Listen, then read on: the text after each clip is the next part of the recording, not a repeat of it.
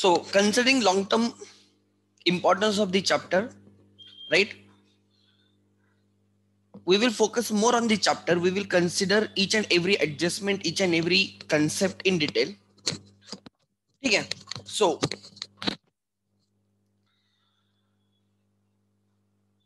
what is in this chapter basically? Actually, I will be combining three chapters together: admission, retirement, death.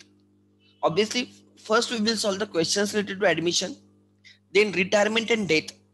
ऐसे हम करेंगे, but concepts are the same, adjustments are the same, अलग कुछ नहीं है. ठीक है. Then so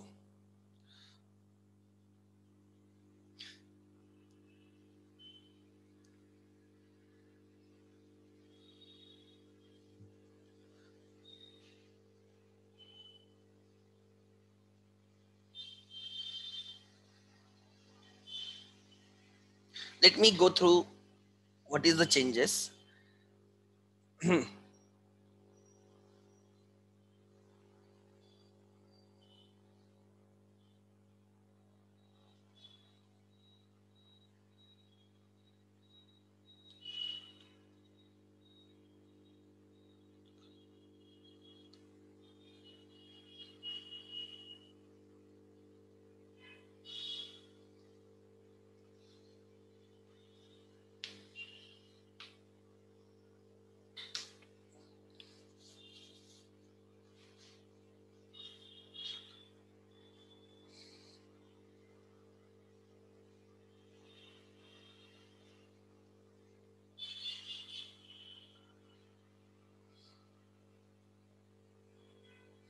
ठीक है. Nothing has changed, nothing new for us. Okay, let's start with the lecture now.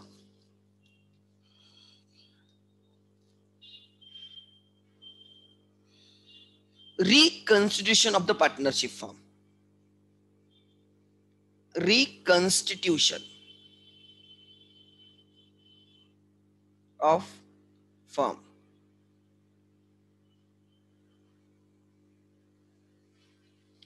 What do you mean by reconstitution of the firm? Try to understand. The partnership firm is a relation between the persons to share the profits from a business carried on by all or any one of them acting for all. This is a definition of as per Indian Partnership Act section 4. Section 4 of IPA, Indian Partnership Act 1932, deals with the partnership relation between the partners. So partnership is a relation between the partners. That relation may change, and that change in the relationship is called as reconstitution of the firm. Is called as reconstitution of the firm, and there are some ways by which the firm gets reconstituted. मतलब existing partnership firm है, and उनके relation में partners के relation में changes हो रहे हैं. सो it is change in the relationship between the partners. लिख लेना. What is reconstitution? Change in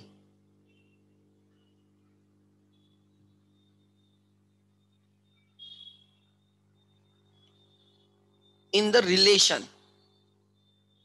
Change in the relation.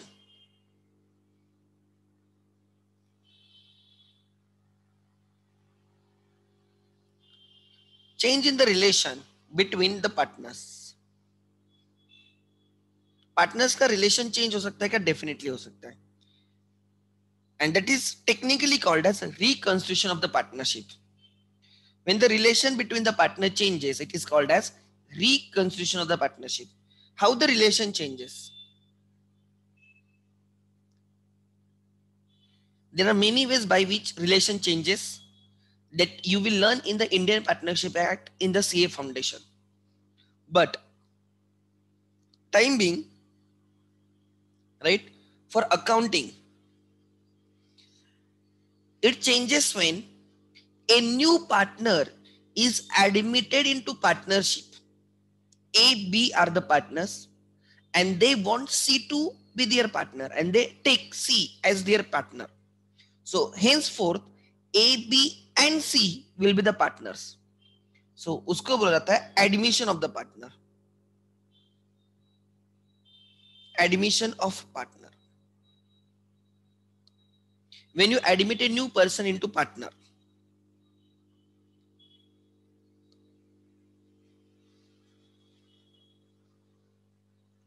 admission of a new person as a partner, the relation changes. पहले A and B partner थे. They used to share profits equally, suppose 50%, 50%. आगे से A, B and C will be the partner. And they will be sharing profits one third, one third, one third. पहले half, half. Now one third, one third, one third. The relation has changed. Their profit sharing ratio change. Their rights to some extent will change. Try to understand. So relation will change when you admit a new person. So one of the way of reconstitution is admission. Or when a new partner is admitted into firm, the relation between the existing partner changes. आगे लिख लेना.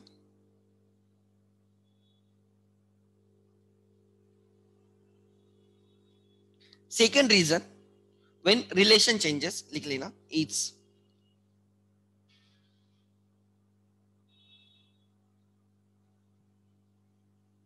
retirement of a partner.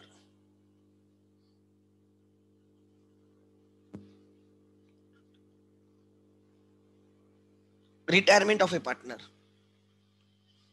A existing partner, A, B and C are the partners now. B wants to leave the firm. Such act is called as retirement of the partner. He says, I want to retire from the firm. So पहले A, B, C were the partners. One third, one third, one third suppose. आगे से A and C will be only partners. B will go out. And A and C will be sharing equal profit, suppose to one half, one half. So relation has changed. पहले 3 partners थे, आगे से 2 ही partner रहेंगे. So retirement of a partner. Retirement मतलब willingly he decides to leave the firm. And तीसरा है death of a partner.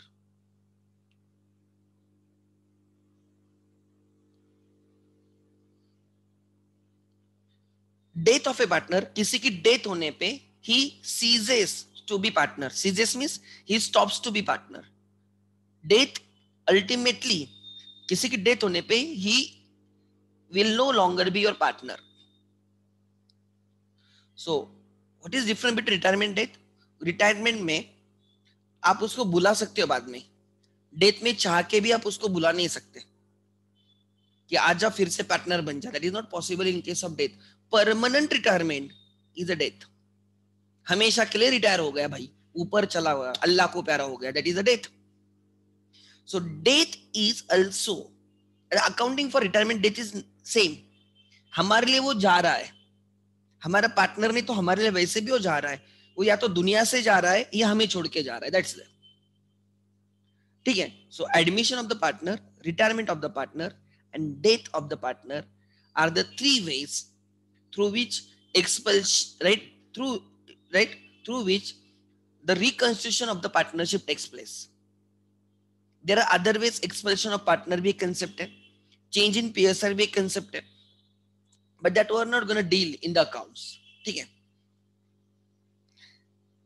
Admission में, right, try to understand. Example, old firm and new firm. Suppose A and B are the old partners. A and B are the old partners. They decides to take C into partnership. So A, B, C will be the new partners. Old firm होगा क्या, ध्यान देना. The partnership did need to be changed. Did change हो जाएगी. First deed जो आपने ए and B ने जब पार्टनरशिप स्टार्ट की थी, तब जो डीड की होगी वो डीड रिवाइज करनी होगी. एंड नाउ नए डीड में सी बी पार्टनर रहेगा. सी ऑब्वियसली विल ब्रिंग कैपिटल, उसको कैपिटल आना पड़ेगा obviously because he is now partner, ठीक है। सो आगे से ए एंड बी को हम ओल्ड पार्टनर बोलते हैं एंड ए बी सी को अब आगे से हम न्यू पार्टनर बोलेंगे। ए एंड बी की जो फर्म थी that was old firm, A B C की जो फर्म रहेगी वो न्यू फर्म रहेगी। To be very frank, right, ज्यादा कुछ चेंज नहीं होगा बट वो लॉ के पॉइंट ऑफ व्यू से, अकाउंटिंग के पॉइंट से चेंज होगा, बाकी वैसे के वैसे रहेगा।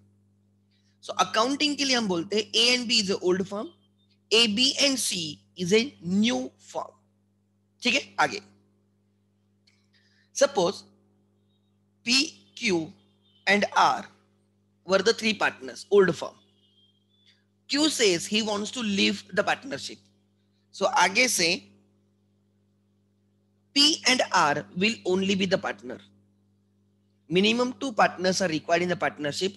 Maximum 50 partners are permissible in partnership. So P, Q and R are the partners. ध्यान देना मैं क्या बोल रहा हूँ. P, Q and R are the partners. Old partners is P, Q, R and new partners is P and R. Old firm is P, Q, R, new firm is P and R. X, Y and Z are the partners. Suppose X की death होती है and only Y and Z continues the partnership, right? So X, Y, Z are the old partners. X, Y, Z is an old firm. Y and Z are the new partners and Y and Z is a new partnership firm. Clear है? So ये समझना important है. Who are the old and what is the new?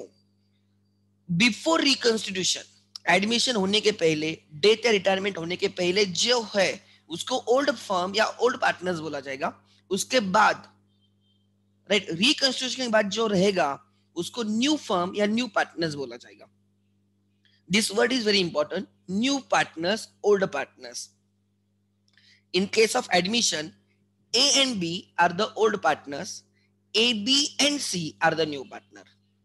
In case of retirement, P, Q, R are the old partners, P and R are the new partners. In case of death in this example, X, Y, Z are the old partners, Y and Z are the new partners. This is very simple. आगे next, ठीक है, आगे चलते हैं। Clear है? जब भी ये होता है एडमिशन, रिटायरमेंट या डेथ होता है, हमें 4 एडजस्टमेंट्स करनी है।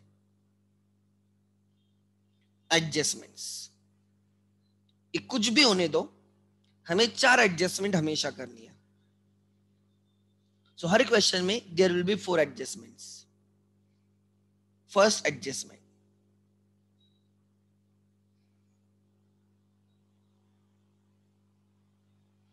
First adjustment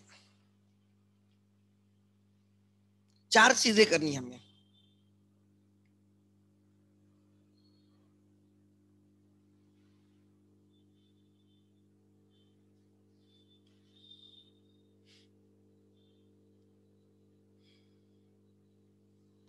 distribution of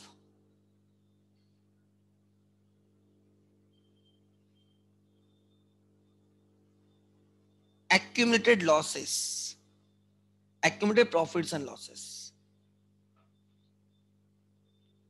profits and losses, ये फर्स्ट एडजस्टमेंट रहती है। 4 एडजस्टमेंट्स एडमिशन, रिटायरमेंट, डेथ के केस में जब भी एडमिशन, रिटायरमेंट, डेथ होगी तो सबसे पहले करना है accumulated profits, right? Distribution of accumulated profits and losses among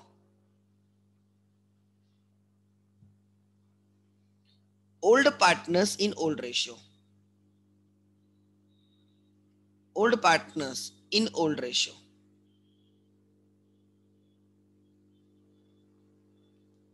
सबसे पहली एडजस्टमेंट ये रहेगी, distribution of accumulated profits and losses among old partners in old ratio। ये क्यों करना है, कैसे करना है, ये सब मैं बोलूंगा, पहले लिख लेना।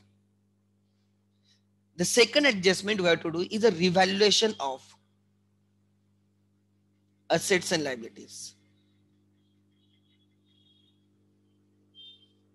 revaluation of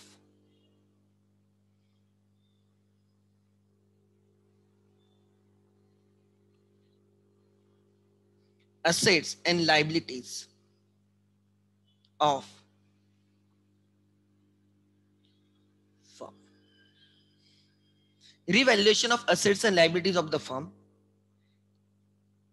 This is a second adjustment, जिसको बोलते हैं रिवैल्यूएशन एडजस्टमेंट.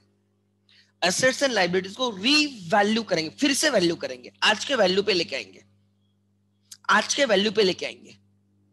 जिस दिन एडमिशन रिटायरमेंट डेथ हो रहा है उस दिन पे लेके आएंगे, उस दिन के एक्चुअल मार्केट वैल्यू पे लेके आएंगे. Third is the most important adjustment after subscription in your syllabus is goodwill adjustment. Goodwill adjustment.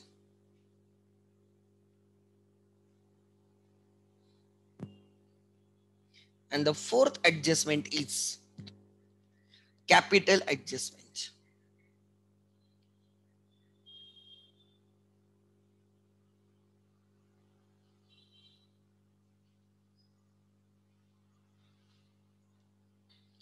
So the four adjustment that everyone has to do, right? ये नहीं लिखा तो भी चल जाएगा, no issues. ठीक है. Distribution of accumulated profits. Second, revaluation adjustment. तीसरा, goodwill adjustment. And fourth, capital adjustment. This adjustment is to be done only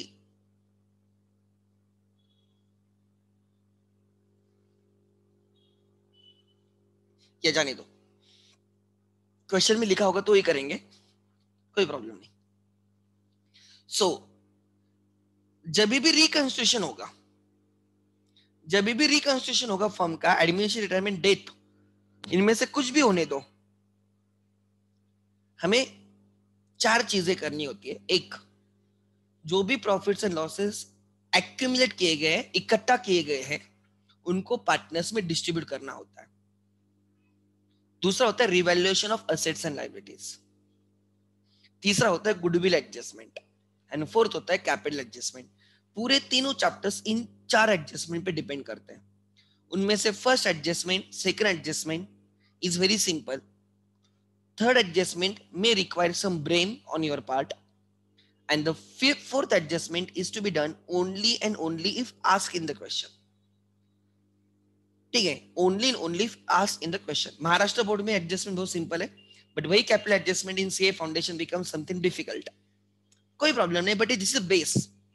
this is the base. जो भी मैं सिखाऊंगा that is applicable till your CA final. Next, so ये चार adjustment हमें समझना है. तो सबसे पहले I will be starting with distribution of accumulated profit losses. लिख लेना adjustment number 1.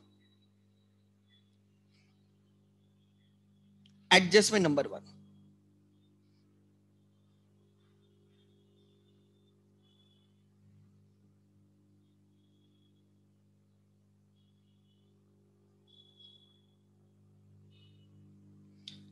Distribution of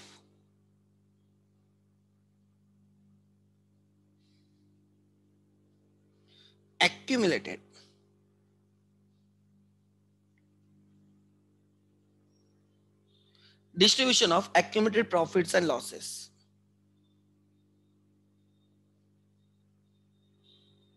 among old partners in old ratio.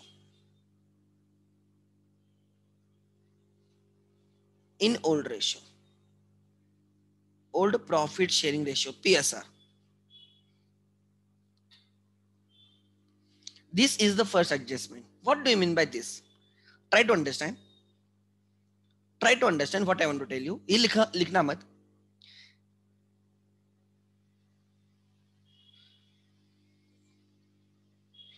A and B are the partners. On this date, they decided to admit C into partnership. आगे से A, B and C will be the partners. So हमें इस दिन का सोचना है. This is date of admission. During this period, जो इस तारीख पे जो बैलेंस शीट बन रही है बिफोर एडमिशन, जो बैलेंस शीट बन रही है, try to understand,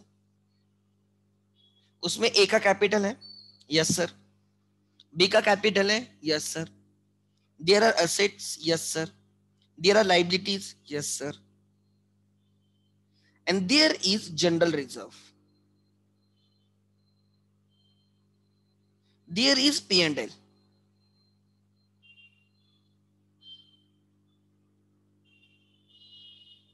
etc. Actually, these reserves represents the undistributed profits.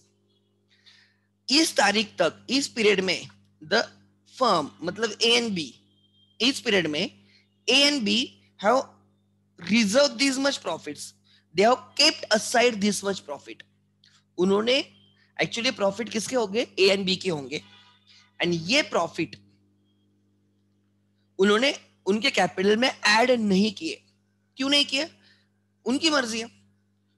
उन्होंने बोला कि नहीं, हमें नहीं लेने प्रॉफिट, ये अगर कभी जरूरत पड़ेगी तब यूज करेंगे. तो उन्होंने उसको अनएप्रोप्रिएटेड और अनडिस्ट्रीब्यूटेड, उन लोगों ने खुद में डिस्ट्रीब्यूट नहीं किया है, एक्यूमुलेट करके रखे. वो बोलते हैं हम लेके नहीं जाएंगे, हमारे कैपिटल में ऐड मत करो, अलग रखो. If required we will use, मतलब firm will use that profit. अगर यूज नहीं होते तो बाद में हम ही लेके जाने वाले, हमारी है. Try to understand. So this profits, ये जितने भी प्रॉफिट्स है, ये इस तारीख तक के प्रॉफिट है. जब A and B are the partners, तब के प्रॉफिट्स है. कल से सी आने वाला है, कल से सी पार्टनर होने वाला है. These profits belongs to A and B and not C. ये है किसके? ए बी सी के है, ना कि राइट सी के. Sorry, these profits belongs to A and B and their ratio, suppose example 1:1 है, आगे से इनका रेशियो रहेगा 1:1:1. And these profits are example, for the sake, for the understanding, the profits are 90,000. So these profits of A and B, A के 45,000 है, B के 45,000 है. अगर सी आता है तो ये प्रॉफिट हो जाएंगे ए बी सी के, ए बी एंड सी के, 30,000, 30,000 एंड 30,000.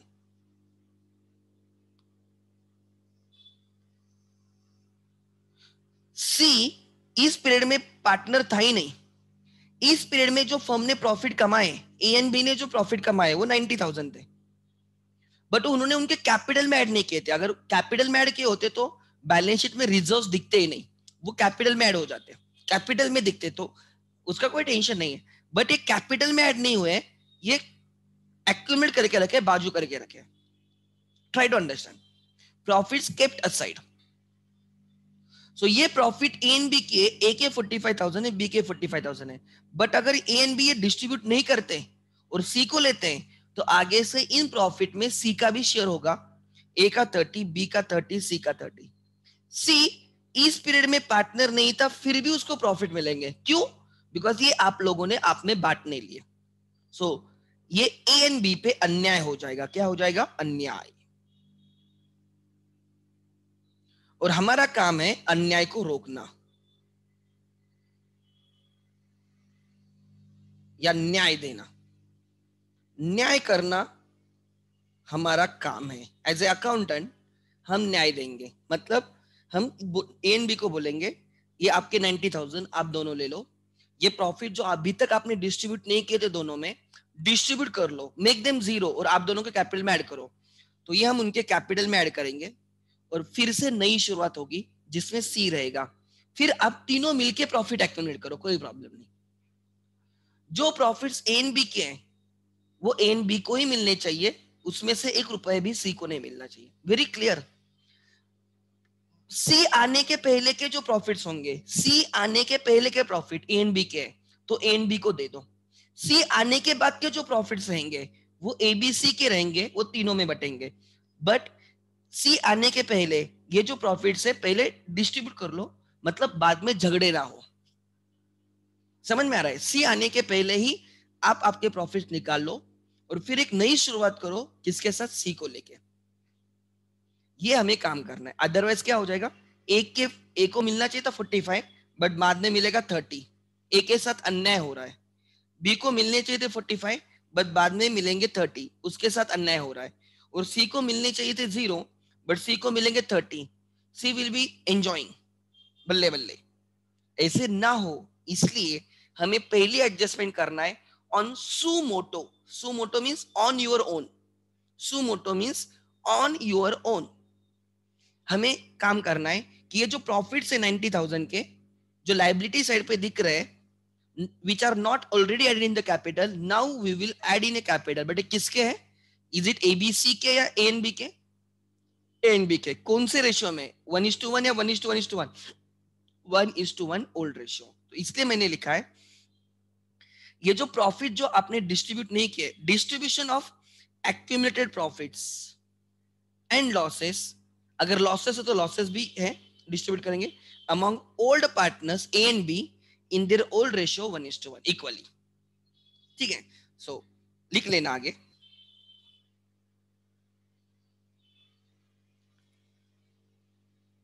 लिखो एंट्री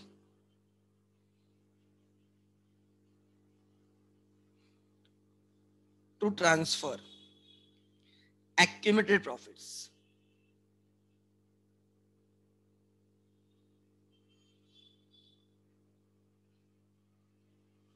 ठीक है। Reserves, profits and reserves basically they are reserves जिसको हम प्रॉफिट बोल रहे हैं, they are on liability side means they have a credit balance. उनको क्रेडिट बैलेंस है, उनका क्रेडिट क्लोज करके कैपिटल को क्रेडिट किया जाएगा। सो एंट्री आएगी जनरल रिजर्व अकाउंट डेबिट,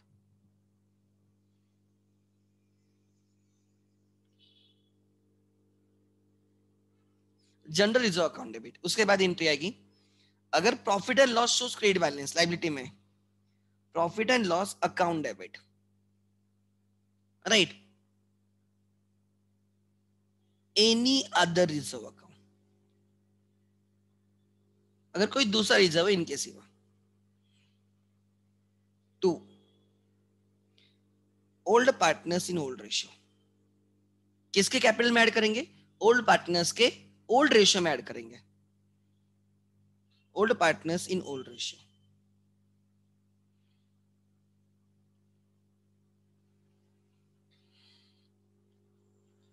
ये एडमिशन हो या रिटायरमेंट और डेथ हो, these profits are always and always distributed between whom, old partners in old ratio, like in this example।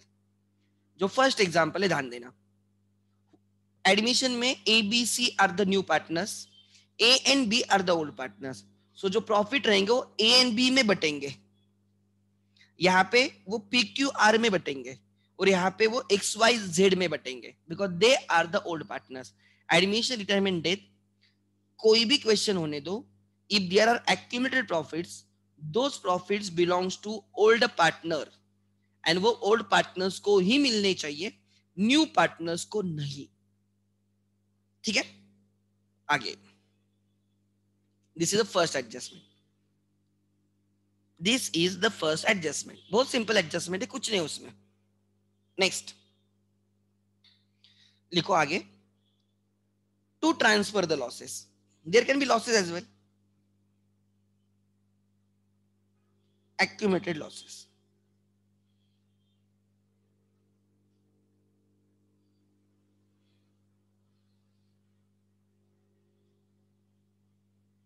Losses shows credit losses of debit balance, वो asset side पे लिखे जाएंगे, debit balance है इसलिए asset side पे लिखे जाएंगे, right.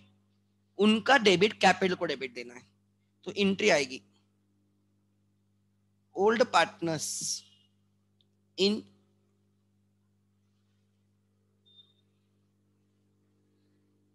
Old partners in old ratio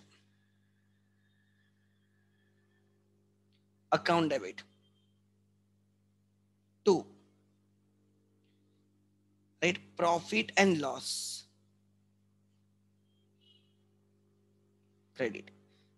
If P&L shows debit balance, P&L shows debit balance means expenditure is more than income, debit is more than credit is a debit balance, expenditure is more than income, so it is a loss. वो asset side पे लिखा होगा, हम उसको distribute करेंगे। This is the first adjustment, the most simple adjustment, इसमें कुछ है ही नहीं। The most simple adjustment of your syllabus. आगे लिखो so that we can move to the second adjustment. Right, मैं क्वेश्चन में और डिटेल में समझा दूंगा, so don't worry at all. जो प्रॉफिट्स होते रिकंस्ट्रक्शन के पहले के, वो ओल्ड पार्टनर्स के होते, तो उनको ओल्ड पार्टनर्स में बांटना है। प्रॉफिट है तो उनके कैपिटल में ऐड होगा, लॉसेस है तो उनके कैपिटल से माइनस होगा। कैपिटल में ऐड होना मतलब कैपिटल के क्रेडिट पे, कैपिटल से माइनस करना है मतलब कैपिटल को डेबिट। ठीक है, नेक्स्ट आगे।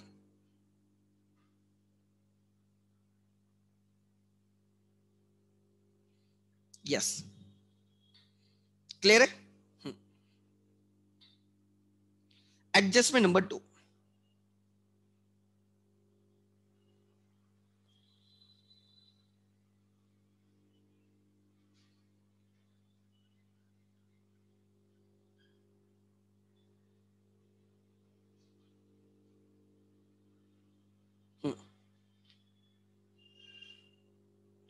distribution like revaluation of assets and liabilities.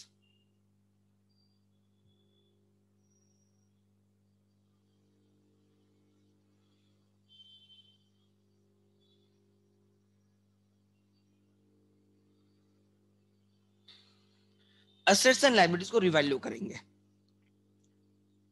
क्यों करेंगे ये भी समझ लेना।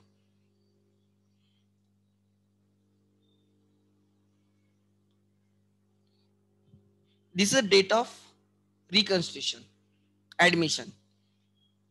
ए and B are the partners, they are equal partner 1:1। आगे से A B and C are the partners, they are also equal partners. A and B had purchased a land for rupees 10 lakhs.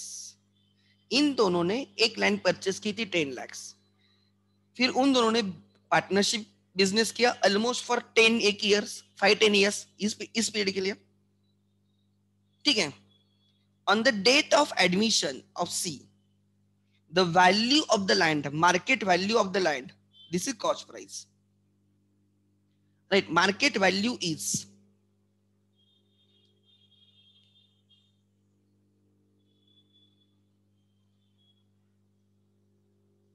60 lakhs। Market value of the land is 60 lakhs। C आने के पहले market value 60 lakhs की, but वो sale नहीं करते। And बाद में सी आने के बाद कुछ साल एसेट यूज करने के बाद they sell the land for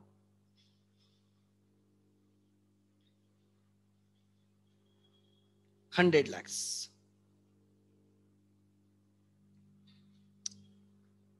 balance sheet में लैंड इज एट 10 lakhs, इसकी कॉस्ट उन्होंने बहुत पहले परचेस की थी land for 10 lakhs।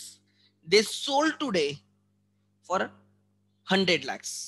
They sold the asset today for 100 lakhs। ठीक है, देखते हैं क्या है। ठीक है, नाउ ए एंड बी ने असेट परचेस की थी 10 lakhs की, उन्होंने यूज की, फिर सी आ गया और फिर कुछ सालों के बाद you sold the land for right 100 lakhs। What is the profit? You have to tell me what is the profit. Land पे टोटल फर्म का कितना प्रॉफिट हो गया? फर्म का प्रॉफिट कितना हो गया? वेरी सिंपल, बोलो कितना प्रॉफिट हो गया फर्म का? एवरीवन, फर्म का कितना प्रॉफिट हो गया?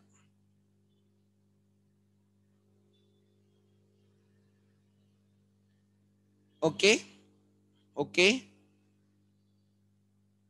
अच्छा आज बहुत दिनों के बाद ज्वाइन हुए ऐसे कितने लोग हैं? Raise your hand. बहुत दिनों के बाद ज्वाइन हुए, कोई प्रॉब्लम नहीं, रेज योर हैंड, मुझे पता तो चलेगा। बहुत दिनों के बाद ज्वाइन हुए ऐसे अच्छे लोग हैं, बहुत दिनों के बाद ज्वाइन हुए हैं। अफन, अफन बोलेंगे तू तू बहुत दिनों के बाद आया ना रे, अफन किधर है? अफन रेज योर हैंड, मुझे पता चलेगा, बाकी किसको नहीं। अच्छा often you joined after many days, okay no issues. और कौन? एक ही बच्चा इतने दिनों के बाद ज्वाइन हुआ, हो ही नहीं सकता।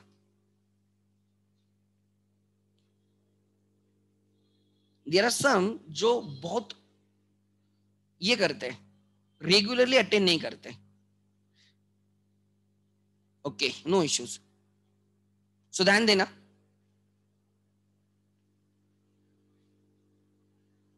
100 lakhs, 10 lakhs is a cost of the land sold at 100 lakhs, so there is a profit of 90 lakhs.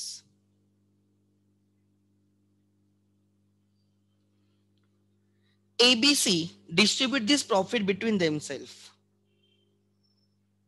ABC distribute profit of 90 lakhs. Cell हुआ तब कौन था? सी भी था ना। किस तारीख पे सेल हुआ? इस तारीख पे सेल हुआ। Equally 30 lakhs, 30 lakhs, 30 lakhs.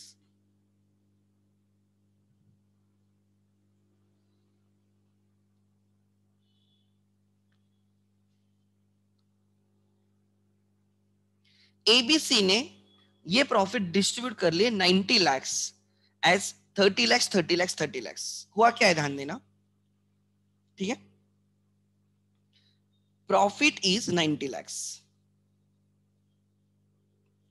rupees 90 lakhs, which is distributed between A, B, and C as 30 lakhs, 30 lakhs, and 30 lakhs.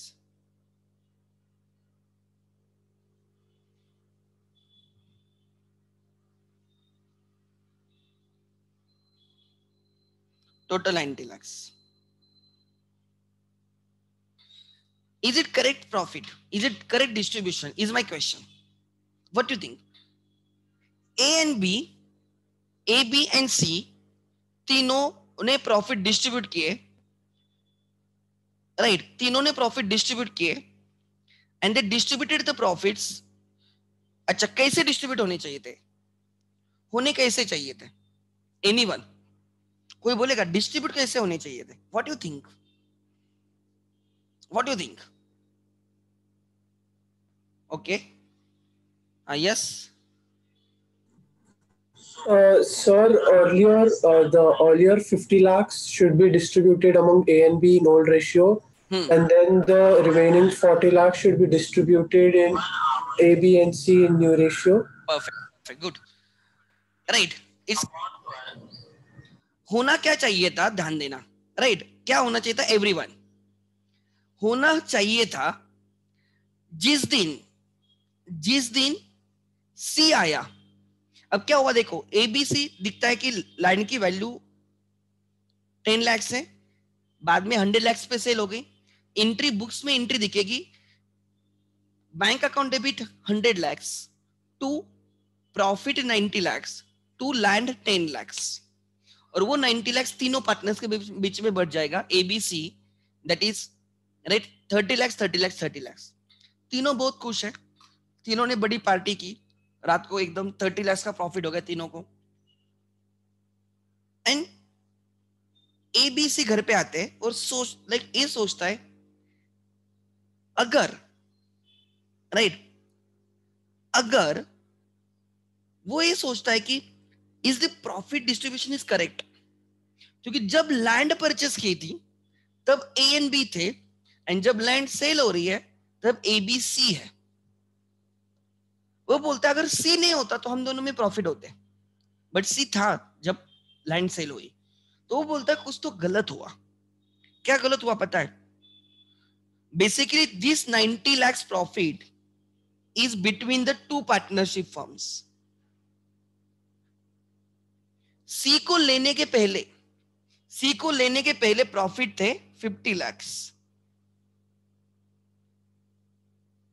And सी आने के बाद प्रॉफिट इज 40 lakhs. जो 90 लाख का प्रॉफिट है ना, वो दो फर्म्स के बीच में बट रहा है. ए एंड बी जब पार्टनर्स थे दोनों ही, सी आने के पहले, जिस दिन सी आया उस दिन उसकी मार्केट वैल्यू 60 लाख थी. अगर उन्होंने उस दिन पे सी आने के पहले अगर लैंड सेल की होती तो वो उनको 60 लाख मिलते, and that profit of 50 lakh would have been A and B में बढ़ जाता. बट उन्होंने वैसे किया नहीं. उन्होंने सेल नहीं की, ना ही उन्होंने उसको रिवैल्यू किया. उन्होंने 10 लाख पे कंटिन्यू की at a historical cost. CA foundation को क्लिक होगा historical cost method. So they didn't revalued it. They didn't revalued it. वो 10 लाख पे कंटिन्यू हो रही है. तो ये क्या सोच रहे यार, जो पहले सी आने के पहले का जो 50 लाख का प्रॉफिट है वो हम दोनों का है. किसका है? ए एंड बी का इक्वल. एंड सी आने के बाद जो भी इंक्रीमेंट हुआ है 40 लाख का, इसमें तीनों है ए बी सी. सो 50 लाख, ये जो 90 लाख का प्रॉफिट है ना, ये 90 लाख का प्रॉफिट है. एक्चुअली इसका बाइफर्केशन है 50 लाख एंड दूसरा है 40 lakh. 50 lakhs before C comes into picture, 40 lakhs after C comes into picture. तो होना क्या चाहिए था? 50 lakhs should have been distributed between A and B in their old ratio equally. So 50 lakhs में A को मिलना चाहिए था 25 lakhs, B को मिलना चाहिए था 25 lakhs, C को उसमें से कुछ नहीं मिलना चाहिए था.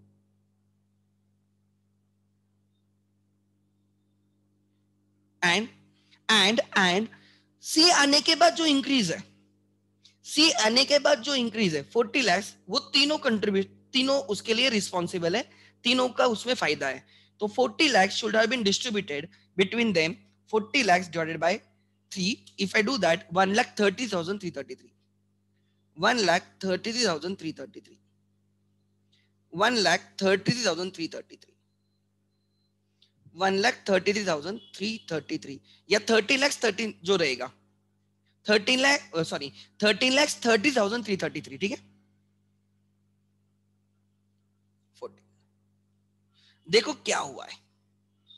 Try to understand. हमें न्याय करना है. ठीक है. मैं कांग्रेस की स्कीम नहीं बोल रहा हूं, वो बहुत वाहियात स्कीम थी. बट नहीं तो आप बोलोगे सर न्याय न्याय कर रहे हो आप, क्या कांग्रेस के हो गया? नहीं. ठीक है. आगे. सो ये हो चुका है, राइट. और ये होना चाहिए आइडियली. मतलब या ऐसे देखो. ठीक है. ध्यान देना मैं क्या कर रहा हूं. एवरीवन, ये 333 होना चाहिए, उतना समझ लेना. This is 40 lakh. इसको 31 रुपए एक्स्ट्रा देता हूं. ठीक है. 40 लाख. तो डिस्ट्रीब्यूशन कैसे होना चाहिए था 90 लाख का? ए को 25 लाख प्लस 13 लाख 30,333. सो ए को टोटल मिलने चाहिए थे 38 लाख 33,333. ए को मिलने चाहिए थे,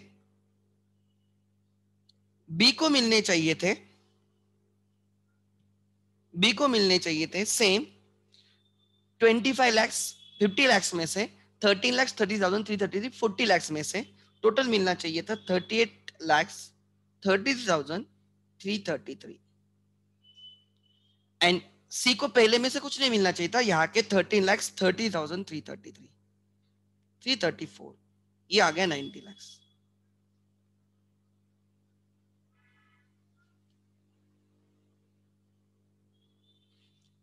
are you getting my point? ये हो चुका है, ये होना चाहिए. मतलब ए, आपने ए को दिया है कितना? 30 लाख. ए को मिलना चाहिए 38 लाख 333. तो ए हैज सैक्रिफाइस्ड 8,30,333. उसको उतना कम मिलेगा. ए को 8,30,333 मिल गया. पूरे जोर जोर से पार्टी चल रही थी. ए को क्लिक हुआ, अरे भाई 8,30,333 कम मिले. जो भी चढ़ी थी उतर गई. 8,30,330 कम मिल गए मुझे। बी को कॉल किया, बी टल्ली, बी को बोलता है अरे भाई 30 लाख मिले हैं, एक्चुअली मिलना चाहिए था 38,30,330। वो बी बोलता है कैसे? अरे सी आने के पहले के प्रॉफिट 50 लाख के और सी आने के बाद के 40 लाख के, तो सी के पहले के हमारे दोनों के हो गए ना 25 लाख, एंड उसके बाद वाले 40 लाख में हमें मिलने चाहिए थे 13,30,333। तो टोटल हमारे कितने दोनों के 38,30,333, मिले कितने 30 लाख। सो सी की बी की भी उतर गई and C is enjoying, C full mode में है। सी को बोल रहा है मुझे मिलने चाहिए थे 13,30,333, मुझे मिले 30 लाख, मिलने चाहिए थे 13,30,333। कंपेयर करो दिस टू थिंग्स, इतना मिला है, इतना मिलना चाहिए था। सी बहुत जोर जोर से पार्टी कर रहा है, इसको मिले 30 लाख, मिलना चाहिए था 13,30,333। तो सी को एक्स्ट्रा कितना मिला है? सी को एक्स्ट्रा मिला है 16,66,664, 666 है सॉरी, इसको एक्स्ट्रा मिला है। सी को मिलना चाहिए था 13,30,334, बट मिला है 30 lakh, right? So this is right sacrifice and gain. ये क्यों हुआ पता है? इन लोगों ने क्या गलती की पता है आपको? जब सी आने वाला था ना, तभी उन्होंने ये 10 लाख के एसेट को 60 लाख पे लेके आना चाहिए था। उन्होंने बुक्स में उस लैंड को रीवैल्यू करना चाहिए था। They followed historical cost concept, उन्होंने कॉस्ट पे ही रखा। एक्चुअली उन्होंने उस एसेट को बैलेंस शीट में 10 लाख की जगह उसको 60 लाख करना था, तो एसेट में 50 लाख इंक्रीज होते, कैपिटल में भी 50 लाख इंक्रीज करके बैलेंस शीट टैली हो जाती। मतलब जो प्रॉफिट होने वाला था 50 लाख का, इन लोगों ने तब बुक नहीं किया। तो फिर नेक्स्ट डे पे मीटिंग भरेगी, मीटिंग होगी, फिर ए बी सी सी के साथ डिस्कस करेंगे और सी को बोलेंगे कि देख तुझे 16,60,666 ज्यादा मिले, हम दोनों को रिस्पेक्टिवली 8,30,333 कम मिले, तो फिर वो सी से उतना लेंगे। ये क्यों झंझट करते बैठने की?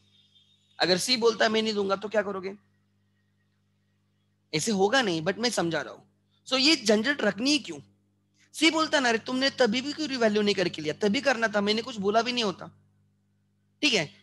तो टू अवॉइड द डिस्प्यूट्स, हम जब सी आएगा उसके पहले ही इस एसेट को 60 लाख पे लेके आएंगे और ये जो 50 लाख के प्रॉफिट है हम ए एंड बी को दे देंगे। तो बैलेंस शीट में एसेट कितने पे दिखेगी? 60 लाख। जब सी आएगा तब उसके लिए लैंड कितनी की? 60 लाख। एबीसी के लिए लैंड कितनी की हो गई? 60 लाख। एंड उसके बाद जब सेल कर रहे तो 100 लाख में होगी, तो अब कितने का प्रॉफिट दिखेगा? 40 लाख। वो तीनों में बटेगा। कोई झगड़े का टेंशन है क्या? नहीं। इसलिए असेट्स एंड लायबिलिटीज रीवैल्यू करने होते हैं। मैंने एक असेट का एग्जांपल दिया, सिमिलरली लायबिलिटी के लिए भी आप कंसेप्ट यूज कर सकते हो।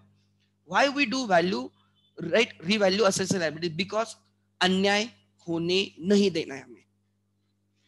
हम मानते हैं कि जिस दिन पार्टनर आने वाला है, एडमिशन होने वाला है या रिटायरमेंट होने वाला है, डेथ होने वाली है, राइट, जिस दिन हुई है उसके पहले के जो भी असेट्स में कम ज्यादा हुआ है, असेट्स लायबिलिटीज जो भी कम ज्यादा हुए हैं, वो ओल्ड पार्टनर्स के हैं, तो उस पर जो प्रॉफिट होगा या जो लॉस होगा वो ओल्ड पार्टनर्स का है, न्यू पार्टनर का नहीं। प्रॉफिट होगा तो तुम तुम्हारा ले लो, लॉस होगा तो तुम तुम्हारा ले लो। प्रॉफिट में नए पार्टनर को मत देना और लॉस भी मत देना।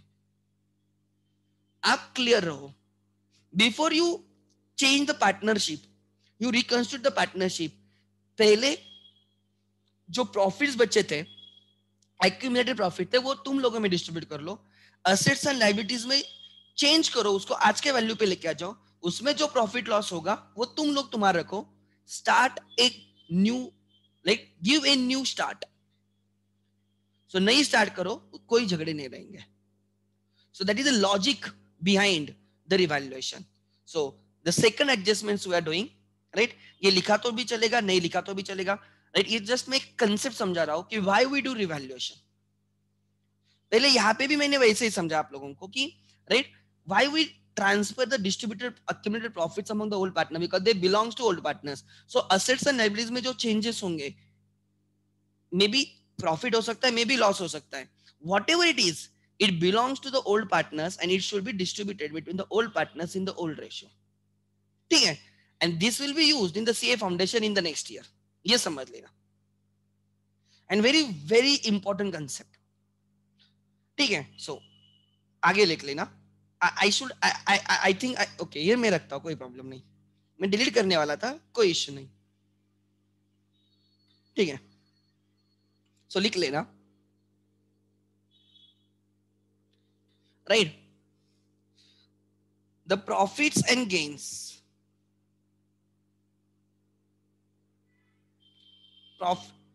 Profits and losses on revaluation of assets. पहले revalue करो, फिर उसको ले लो. या कोई पार्टनर बोल रहा है मुझे जाना है, बोले रुक 5 मिनट. क्यों?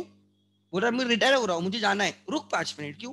पहले ये जो प्रॉफिट्स है ना, हम तीनों में बांट लेंगे, और जो रिवैल्यूएशन का प्रॉफिट लॉस है ना, हम तीनों में बांट लेंगे. फिर तू जा भाई, पहले मत जा. किसी को बोल रहा है मुझे आना है पार्टनर, रुक 5 मिनट. बोले क्यों? पहले हमें प्रॉफिट डिस्ट्रीब्यूट करने दे, पहले रिवैल्यूएशन करने दे, फिर तुझे लेंगे हम. तो ये एडजस्टमेंट है ना, एडजस्टमेंट 1 2, ये हमें बिफोर रिकंस्ट्रक्शन करना होगा. ठीक है? कोई जा रहा है तो उसको जाने के पहले करना है, कोई आ रहा है वो आने के पहले करना है. ठीक है? So profits and losses on revaluation of assets, on revaluation of assets and liabilities.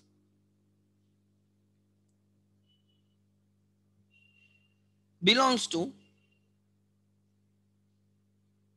old partners in old ratio. जैसे accumulated profit and losses belongs to old partners in old ratio, वैसे ही assets and liabilities में जो changes होंगे, they belong to old partners in old ratio.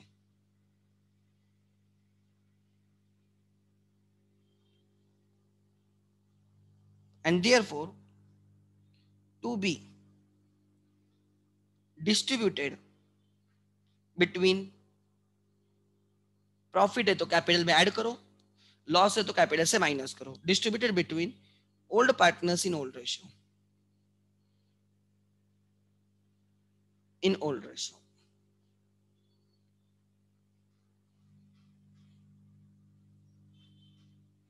To be distributed between old partners in old ratio. आगे.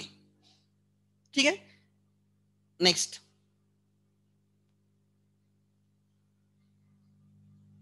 आगे.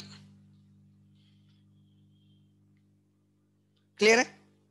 Next. Entries.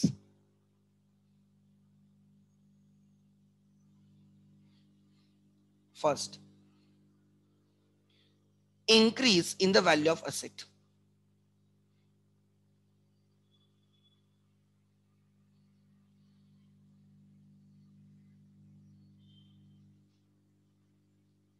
Increase in the value of assets.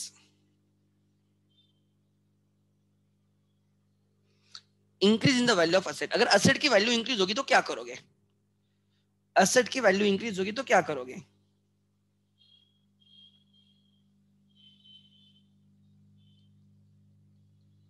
अरे सी आने के बाद जो भी प्रॉफिट्स एंड लॉसेस रहेंगे ना, उसमें सी भी इंपॉर्टेंट है ना. सी आने के बाद जो एप्रिसिएशन हुआ है उसमें उसका हिस्सा नहीं रहेगा क्या? वो पार्टनर हो गया ना आपका, इसलिए उसको भी देना पड़ेगा. सी आने के बाद जो भी चेंजेस होंगे, अच्छे होंगे बुरे होंगे, सी भी रिस्पॉन्सिबल रहेगा. बुरे होंगे तो भी सी को पकड़ेंगे, अच्छा होगा तो भी सी को देंगे. सो सी आने के बाद जो भी चेंजेस रहेंगे, इसलिए तो मैं क्या कर रहा हूं कि भले ही लैंड ए एंड बी ने परचेस की है, बट आगे से सी भी पैसा देगा ना पार्टनरशिप में आने के लिए, वो फ्री में थोड़ी पार्टनर रहेगा. सो सी आने के बाद के जो भी चेंजेस होंगे वो सी भी उसके लिए रिस्पॉन्सिबल होगा. प्रॉफिट होगा तो सी को देना होगा, लॉस होगा तो सी को भी बेयर करना होगा. सी तब नहीं बोल सकता कि यार आप लोगों ने एसेट परचेस की थी तो आप मुझे लॉस क्यों दे रहे हो. नहीं. ठीक है? प्रॉफिट होगा तो भी मिलेगा उसके बाद वाला, लॉस होगा तो भी तुझे लेना पड़ेगा. आगे. Right. It is not company, it is a partnership. So it is in the name of the partnership. ठीक है? Land is in the name of the partnership. आगे. Increase in the value of assets. Asset की value increase होती है, assets are debit, अगर उनकी value increase करनी है तो उनको और डेबिट करना होगा, तो एंट्री आएगी asset account debit. We open a temporary account to revaluation account. Now one may use, instead of revaluation, profit and loss adjustment account.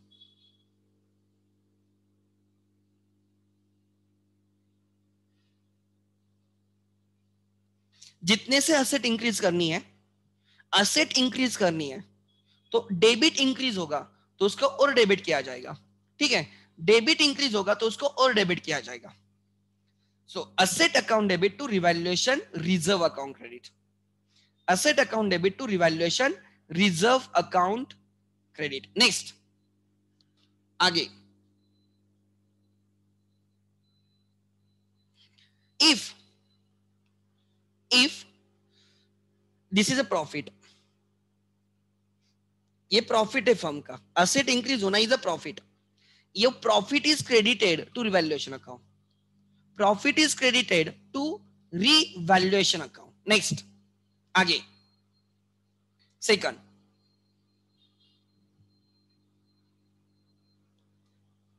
decrease in the value of assets.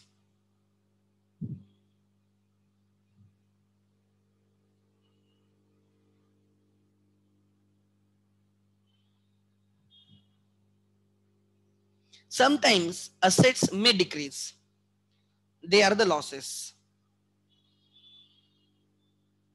they are the losses. जब asset की value decrease होगी, asset depreciation is an example, decrease in the value of asset, it is a loss.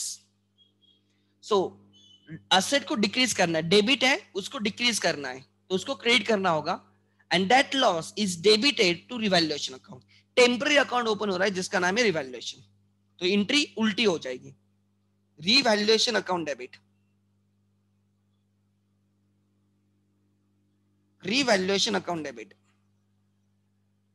I can find many new people today. I will go through the list today. Attendance में proper check करूंगा और मैं देखूंगा कौन sincerely attend नहीं करते. ठीक है, revaluation account debit to assets account credit. Revaluation की जगह you can always use which account, right, ये भी अकाउंट आप यूज कर सकते हो. एक second, you can always use this account.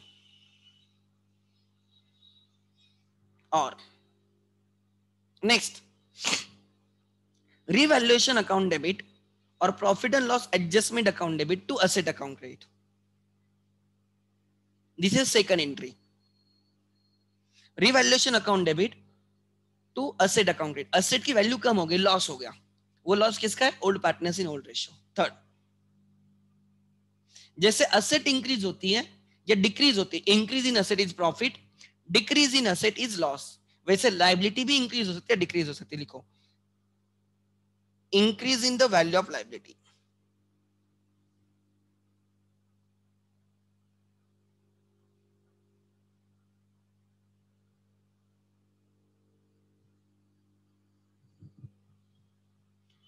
Liability increase होगी मतलब क्या, जब लायबिलिटी इंक्रीज होगी मतलब हमें पहले से ज्यादा पे करना होगा. जब लायबिलिटी की वैल्यू इंक्रीज होगी तो हमें पहले से ज्यादा पे करना होगा, मतलब हमारे लिए लॉस हो गया. जी, सपोज पहले क्रेडिटर्स 10 लाख के थे एंड आपको 10,50,000 पे करना है, मतलब योर 50,000 का लॉस हो गया, आपको एक्स्ट्रा पे करना पड़ेगा. Liability is a credit and liability को इंक्रीज करना है, क्रेडिट को इंक्रीज करना है, मतलब लायबिलिटी को क्रेडिट करेंगे एंड लॉस है, loss is debited to revaluation account. So entry रहेगी रिवैल्यूएशन अकाउंट डेबिट या P&L adjustment account debit to P&L adjustment account debit to, right, liability account credit. Liability में add हो जाएगा, increase होगी credit. This is loss, लिख लेना, this is loss. Increase in liability is a loss. Then the fourth, decrease in liability.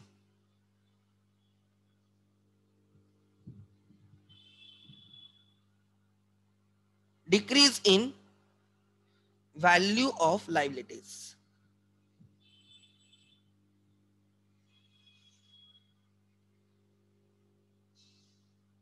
When the value of the liability decreases, when value of the liability decreases, मतलब हमें अब पहले से कम पे करना है, गेन हो गया, लाइबिलिटी असेट इंक्रीज होना गेन, असेट डिक्रीज होना लॉस, लाइबिलिटी इंक्रीज होना is not good for you, is a loss, liability decrease होना is good for you, profit. तो लिख लेना, it is a profit. So liability जो क्रेडिट होती है वो कम करनी है तो हमें क्रेडिट को डेबिट करना होगा. सो एंट्री आएगी लाइबिलिटी अकाउंट डेबिट.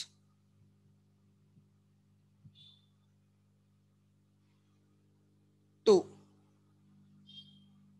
जो प्रॉफिट है that will be credited to revaluation और P&L एडजस्टमेंट अकाउंट, दोनों में से जिसको करना है आप कर सकते हो.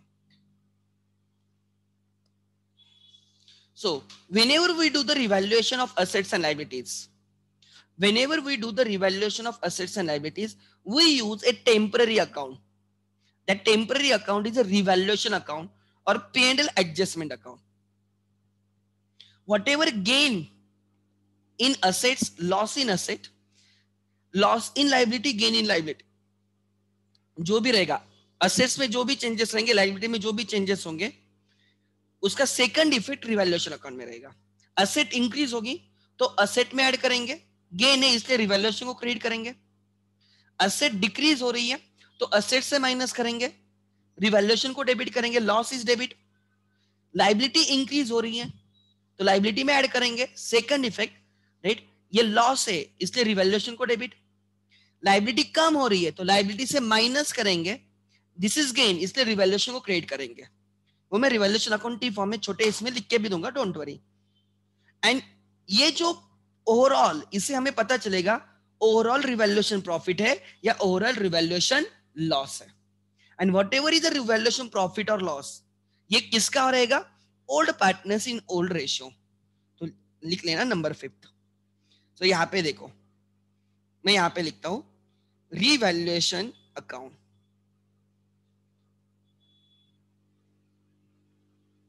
or P&L adjustment account. Meanwhile, can anyone tell me, have you ever heard of P&L adjustment account? If yes, आपने कहां पे सुना है? P&L adjustment बोल रहा हूं, प्रॉफिट एंड लॉस एडजस्टमेंट बोल रहा हूं. I expect answer from at least those who are doing SIP foundation. Yes, perfect. ये हमने फाउंडेशन में रेक्टिफिकेशन चैप्टर में ये समझा है. रेक्टिफिकेशन ऑफ एरर्स में हमने समझा है कि when we rectify the errors of the previous year related to nominal account, when we rectify errors related to the previous year belonging to nominal account, we replace nominal account by which account, P&L adjustment. Similarly जब asset increase हो रही है, एक effect asset increase, दूसरा वो gain है, gain is a nominal account, तो उस गेन को रिप्लेस किया जा रहा है रिवैल्यूएशन या P&L एडजस्टमेंट. असेट डिक्रीज हो रही है, that is a loss account, loss को रिप्लेस कर रहे हो P&L एडजस्टमेंट से, नॉमिनल अकाउंट को रिप्लेस हो रहा है. लाइबिलिटी इंक्रीज हो रही है, लॉस है, लाइबिलिटी में ऐड होता है और दूसरा इफेक्ट लॉस अकाउंट है, लॉस को रिप्लेस, नॉमिनल को रिप्लेस किया P&L एडजस्टमेंट को. लाइबिलिटी डिक्रीज हो रही है, दूसरा इफेक्ट है, right, it is a gain, वो gain is P&L adjustment account. So we are actually rectifying, हम रेक्टिफिकेशन एंट्री डाल रहे हैं तो भी कोई गलत नहीं, तो भी कोई गलत नहीं. मैं आपको बोल रहा हूं, जब भी मैं सिखाऊंगा ना, टू बी वेरी फ्रैंक, ये याद रखना, I will match everything. Foundation को मैं 12th के साथ मैच करूंगा, 12th को मैं फाउंडेशन, एंड मैं हमेशा बोलूंगा कि ये हुआ है, ये कभी ना कभी हमने सुना है. सो ध्यान देना मैं क्या बोल रहा हूं, राइट. इसलिए यहाँ पे actually this is nothing less than rectification. And asset इस ईयर की नहीं रहती, एसेट पहले की से रहती है, इसलिए वो प्रीवियस ईयर की रेक्टिफिकेशन है, ऐसा बोला तो भी चलेगा. एंड प्रॉफिट एंड लॉस हो रहा है, they are nominal, profit and loss is nominal, उसको रिप्लेस कर रहे हैं P&L एडजस्टमेंट से. गुड. नेक्स्ट, मतलब हाँ भूल नहीं गए, that is good thing. Debit is loss, credit is income या गेन। ठीक है, मैं चाहे तो यहां पे क्या है, increase in asset is profit और गेन, राइट।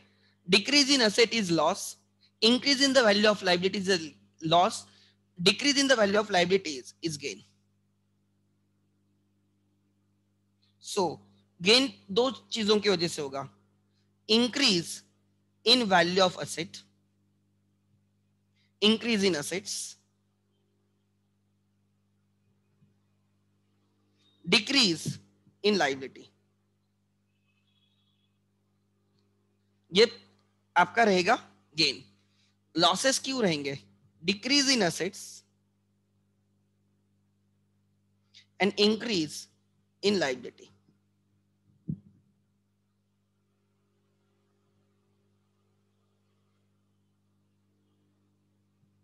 ऑब्वियसली हम इसे इंक्रीज डिक्रीज नहीं लिखेंगे, राइट। यहां पे लिखा जाएगा बाय असेट अकाउंट, यहां पे लिखा जाएगा बाय लाइबिलिटी अकाउंट। ठीक है, यहां पे लिखा जाएगा टू असेट्स अकाउंट, यहां पे लिखा जाएगा to liabilities account. And now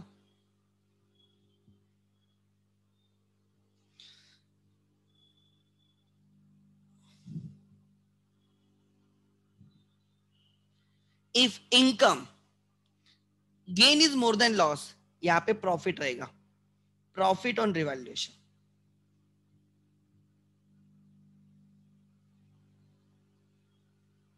This will be your missing figure, and this will be distributed old partners in old ratio। किसका होगा, old partners in old ratio।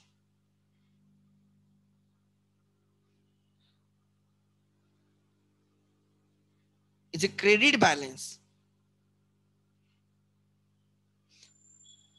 अगर losses are more than gains, losses are more than gains, loss is more than gain, तो यहां पे आएगा by loss on revaluation. Net loss है इसका मतलब, this is debit balance. Debit side is more then credit side, so loss is debit balance। This is old partners, ये loss किसका रहेगा, old partners in old ratio.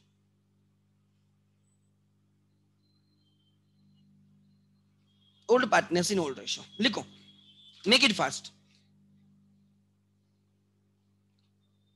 ये चार चीजें लिख लेना पहले, फिर मैं नीचे अकाउंट दिखाता हूं। पार्टनरशिप ने, टू बी वेरी फ्रैंक मैं बोलता हूं कि मेरा one of the favourite topics of CA foundation is partnership. I like a lot. Again it is for 15 to 20 marks minimum, 15 to 20 marks अगर आप फाउंडेशन की बात करते हो। 12th तो 12th का तो one of the important topic admission recommended. Beyond that it is more of very conceptual chapter, और हम 12th में सीख रहे हैं ना, उससे भी हायर लेवल का है वहां पे। सो ये जो हम बेस कर रहे हैं ना, दिस इज लॉन्ग टर्म। ठीक है, 12th को तो फायदे में रहेगा ही रहेगा, राइट, वहां पे भी आपको फायदे में जाएगा।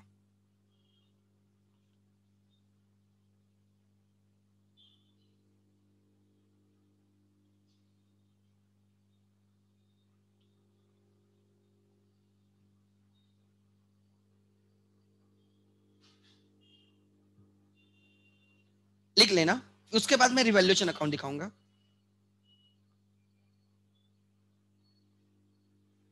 Can you just show the start of the second adjustment. अच्छा लिखो लिखो।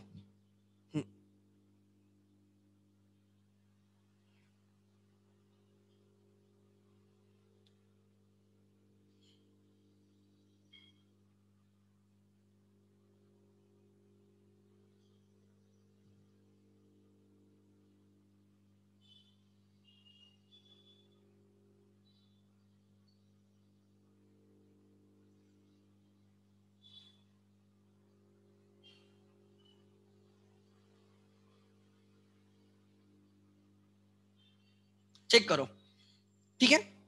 Then this is revaluation account.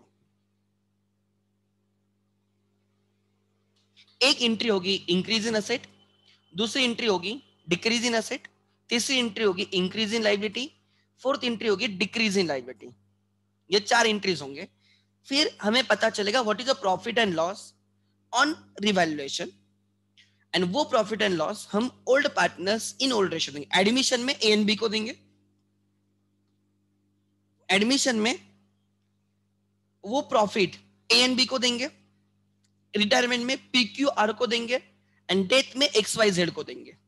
इसलिए मैंने बोला कौन ओल्ड होता है कौन न्यू होता है ये पता होना चाहिए। एडमिशन में A and B are the old in my example, retirement में P Q are old, and death में X Y Z are the old. समझ में आ रहा है? तो ओल्ड पार्टनर्स और old firm, new partners and new firm, ये समझ लेना, this is very very important, ठीक है। आगे तो adjustment number 5, sorry entry number 5, transfer of revaluation profit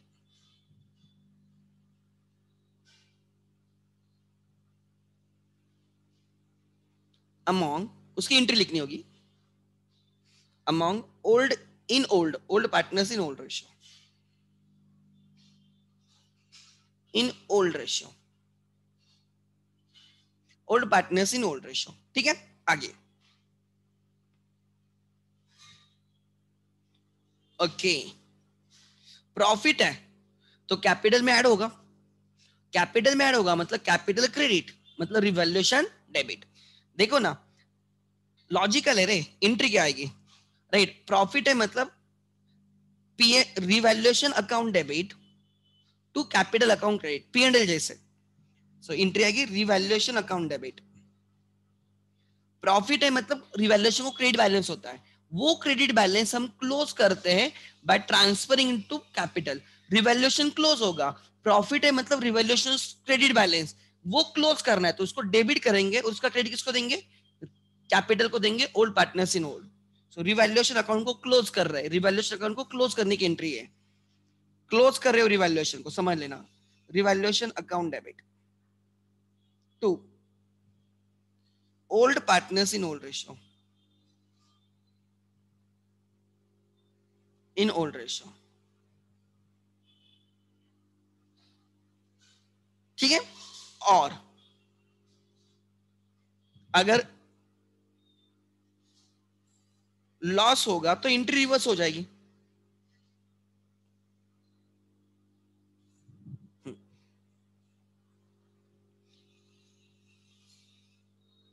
transfer of revaluation loss among old partners in old ratio. Loss है मतलब revaluation account में debit is more than, loss है मतलब debit balance होता है, तो वो डेबिट मुझे कैपिटल को डेबिट करना है, तो रिवैल्यूएशन को क्लोज करना है, रिवैल्यूएशन डेबिट है उसको क्रेडिट करेंगे, तो एंट्री आ जाएगी old partners in old ratio, in old ratio to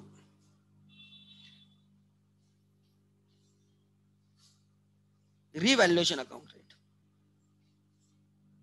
ये पी&एल एडजस्टमेंट आप उतना समझ लेना। अब मैं हमेशा पी&एल एडजस्टमेंट नहीं लिखते बैठूंगा, रिवैल्यूएशन की जगह आप पी&एल एडजस्टमेंट अकाउंट भी बोल सकते हो।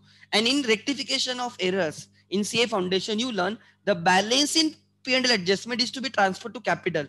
तो यहाँ पे भी वही हो रहा है, जब जो बैलेंस मिला प्रॉफिट एंड लॉस रहेगा, revaluation P and L adjustment will show profit और loss, and that profit and loss to be transfer to capital, वही हम कर रहे हैं। तो linked with the rectification CA foundation, ठीक है।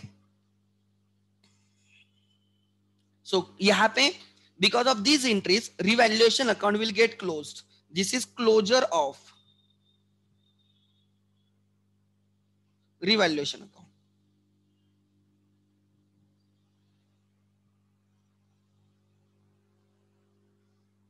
Closure of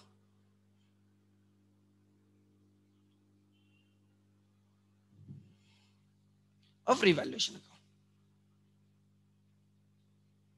ठीक है। आप बोलोगे सर क्या है एक्चुअली, हमें थोड़ा दिखाओ, ध्यान देना। This is question, don't go into question, खाली समझ लेना, ज्यादा कुछ मत करना. This is capitals of Sujata and Purnima, creditors and bills payable. There is no reserves as such, कोई जनरल रिजर्व वगैरह नहीं है, मतलब प्रॉफिट सब डिस्ट्रीब्यूट कर दिए, कोई टेंशन नहीं. This is land and building, plant and machinery, furniture, data, stock etcetera. A provision of 10% is to be made on the debtors. ये जो डेटर्स है 26,000 पे, उस पे प्रोविजन, वो बैड डेट्स की प्रोविजन रहेगी. सो हमें डेटर से 2,600 माइनस करना होगा, मतलब ये हमारा लॉस हो गया, 2,600 का लॉस हो गया. सर ऑलरेडी हम क्या करते हैं, सर हम डेटर से माइनस करते हैं और पीएनएल डेबिट को डालते हैं. पीएनएल डेबिट की जगह एडमिशन रिटायरमेंट डेथ में ले रहा है रिवैल्यूएशन अकाउंट या पीएनएल एडजस्टमेंट अकाउंट. सो जो हम पीएनएल में करते थे, फाइनल अकाउंट्स में करते थे, सेम हम यहाँ पे करने वाले, बट नाम चेंज हुआ है रिवैल्यूएशन. असेट डिक्रीज हो गई, लॉस हो गया. Then land and building is revalued at 80,000. अभी 60,000 की लैंड है, हमें 20,000 ऐड करना है. सो लैंड इंक्रीज हो गई, सब प्रॉफिट हो गया, गेन हो गया, revaluation gain of 20,000. Then stock, plant and machinery to be reduce by 20%. Plant and machinery को 20% से रिड्यूस करना है, मतलब 14,000 का डेप्रिसिएशन है. डेप्रिसिएशन इज लॉस, 14,000 का लॉस है. स्टॉक को भी कम करना है. स्टॉक, ये जो स्टॉक है 4,000, 40,000 का, उसको 20% मतलब 8,000 से कम करना है. इस पे भी लॉस है स्टॉक पे. और फिर आपको पता चलेगा revaluation loss is, this is 14,000 plus 8,000, 22,000, 22,000 plus 2,000, ये निगेटिव 2,000 हो गया, एंड फिर 2,600 negative. Revaluation loss is 4,600. Revaluation loss is 4,600. 2,300 plus 2,300, 4,600. कैसे लिखना है, क्या लिखना है, मैं खाली समझा रहा हूं. ये लॉस है, this is loss, this is gain. Debit is loss, credit is gain. So loss is more then gain by, right, 4,600. सो ऐसे हमें ढूंढना होगा. ठीक है, आगे. देन यहां तक क्लियर है. Next, yes. सो दो एडजस्टमेंट्स मैंने थोड़ी समझा दी आप लोगों को. एडजस्टमेंट नंबर 1 विच इज सबसे simplest adjustment, distribution of profits. Adjustment 2 मैंने समझा दी, और इसका टेंशन मत लेना, हर क्वेश्चन में एडजस्टमेंट है तो हमारी प्रैक्टिस अपने आप हो जाएगी. So there is no problem. Adjustment number 3 करने के पहले, दैट इज गुडविल एडजस्टमेंट करने के पहले, you should understand when there is a reconstitution of the partnership, change in the partnership, the profit sharing ratio changes. Profit sharing ratio changes, and in that case we have to find out new ratio, right? अरे समझेगा revaluation account, don't worry. अरे समझाऊंगा मैं, अभी फिलहाल ध्यान देना खाली.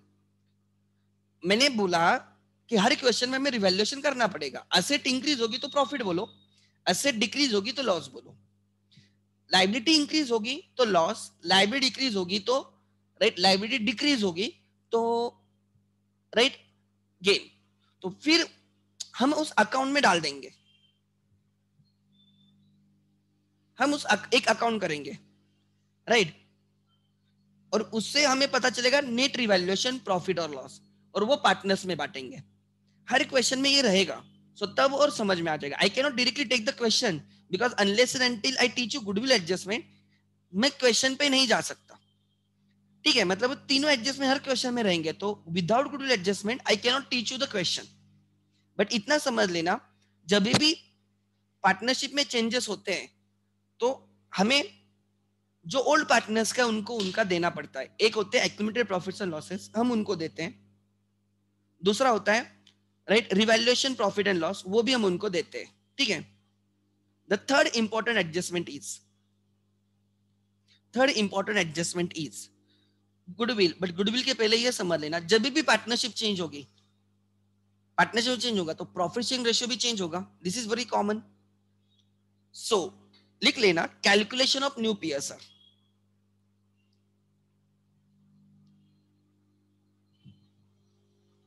आज का और कल का लेक्चर, मतलब नेक्स्ट लेक्चर हम प्रॉपर सब चीजें चारों एडजस्टमेंट डिस्कस करेंगे. एंड फिर उसके नेक्स्ट लेक्चर से we will start solving the problem. फिर मेरा डिस्कशन रिड्यूस होगा, सॉल्विंग इंक्रीज होगी. सो लिख लेना, right, calculation of new PSR.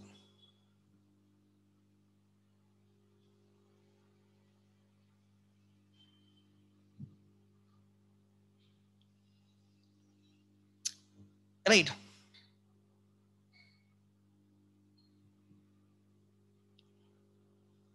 Example,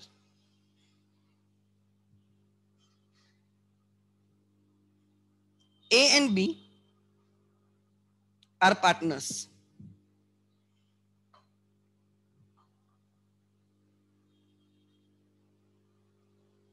Sharing profits and losses in, right, 5:3. They admit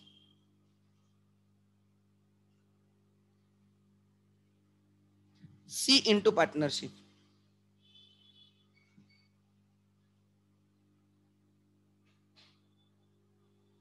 They admit C into partnership for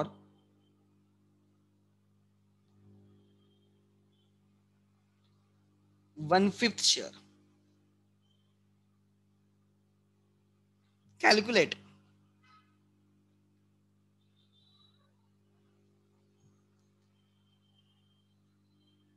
new PSR.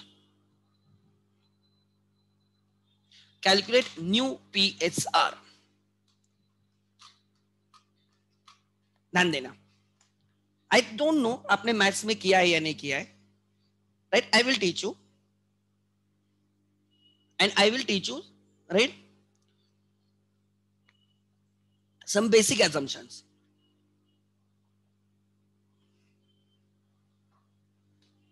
I'm from a CA foundation student. I have learned a new method of calculation of ratio, जो मुझे पता भी नहीं थी. मतलब वो कुछ हटके ही मेथड है. Even I will teach you that. वो कुछ तो एकदम अजीब गरीब मेथड है. सो वो भी मैं सिखाऊंगा, ध्यान देना. A and B are the partners. 5:3 is their ratio. So who are the old partners? Tell me who are the old partners. A, B and C there. Who are old partners? Type the answer. Who are the old partners? Good. A and B.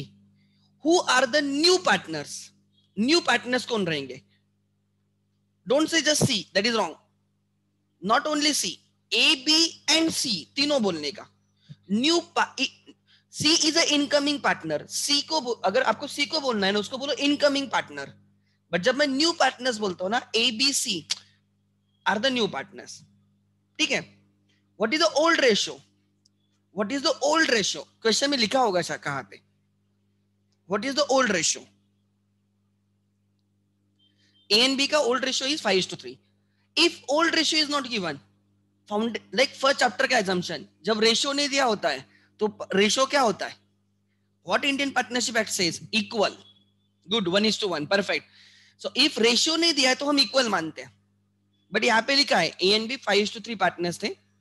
मतलब 8, अगर profit के 8 टुकड़े करते हो, 5 टुकड़े ए के पास, 3 parts B के पास. But आगे से प्रॉफिट के 8 टुकड़े नहीं होंगे, 5 टुकड़े होंगे. 5 सी आएगा और आगे से प्रॉफिट के 5 टुकड़े होंगे. एंड उस 5 टुकड़ों में से एक टुकड़ा या एक पार्ट हम सी को देने वाले हैं. ध्यान देना, पहले सपोज दिस इज प्रॉफिट. इसमें से, राइट, इसके 8 टुकड़े होते थे. दिस इज 2, दिस इज 4,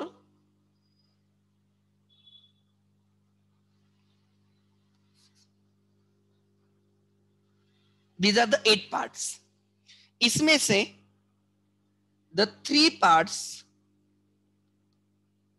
हम बी को देते थे एंड 5 पार्ट्स हम ए को देते थे। आगे से प्रॉफिट के 5 टुकड़े होने वाले। आई डोंट नो,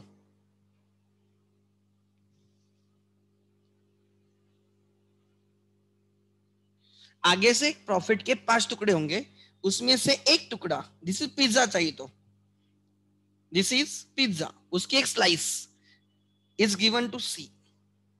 सी को बोला ये पिज्जा है, पहले हम एक पिज्जा के 8 स्लाइस करते थे, उसमें से 3 स्लाइस बी को मिलते थे, 5 स्लाइसेस किसको मिलते थे, ए को।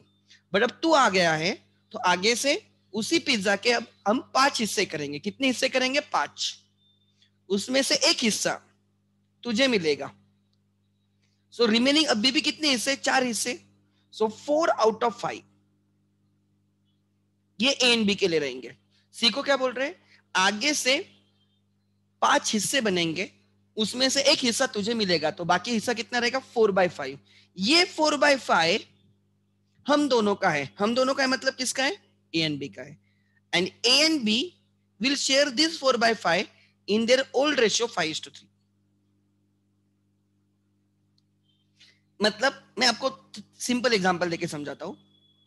Suppose I will take, suppose profit is 8 lakhs।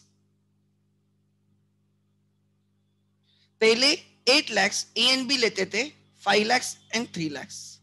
ए को मिलता था 5 lakhs, सी को बी को मिलता था 3 lakhs। आगे से क्या होगा, ये जो 8 lakhs है, पहले सी को बोलेंगे भाई इसके 5 टुकड़े होंगे, 1,60,000 के 5 टुकड़े, 1,60,000, 1,60,000, 1,60,000, 1,60,000, 1,60,000। तो हम तुझे तेरा 1,60,000 दे देंगे, एक 1/5। तो हमारे लिए बाकी है 4, मतलब 6,40,000 हमारे लिए बाकी है, और ये 6,40,000 हम हमारे रेशियो में लेंगे 5:3। सो 8 से डिवाइड करोगे, 6,40,000 को 8 से डिवाइड करो तो 80,000 आएगा। 80,000 मल्टीप्लाई बाय 5, 4 lakhs ए को मिलेगा, 2,40,000 बी को मिलेगा एंड सी को मिलेगा 1,60,000। आगे से रेशियो ऐसे होगा, 4 lakhs is to 2,40,000 is to, मैंने अमाउंट लेके समझाया, मैं उसको मैथमेटिकली समझाऊंगा। सपोज प्रॉफिट 8 lakhs होते थे, पहले कैसे बढ़ते थे, 5:3। सी नहीं था, मतलब ए को मिलता था 5 lakhs, बी को मिलता था 3 lakhs। बट आगे से सी भी आ गया, आ जा ये ले तेरा 1/5, 8 लाख का 1/5 तुझे दे दिया, 1,60,000 तू लेके बैठ। अब बाकी कितने, 6,40,000। 6,40,000 इसमें किसके लिए बाकी है, A and B. A and B सोच रहे हमारा क्या रेशियो, अरे हम तो पहले से 5:3 में है, हम दोनों का रिलेशन 5:3 का है। सो 6,40,000 will be distributed between A and B in their old ratio which is 5:3। सो 6,40,000 को वो 5:3 में बांटेंगे, that is 4 lakhs and 2,40,000. So what is their new ratio? ABC का new ratio 4 lakhs is to 2,40,000 is to 1,60,000. ABC का new ratio ढूंढ रहा हूं मैं, 8 lakh का bifurcation. Their old ratio was 8 lakhs, पहले कैसे बढ़ता था, 5 lakhs and 3 lakhs, मतलब उनका पहले रेशियो था 5:3, इसलिए आपने बोला sir old ratio is 5:3। What is the new ratio, I think इसको 80 से डिवाइड होगा, 5:3:2। The new ratio is 5:3:2।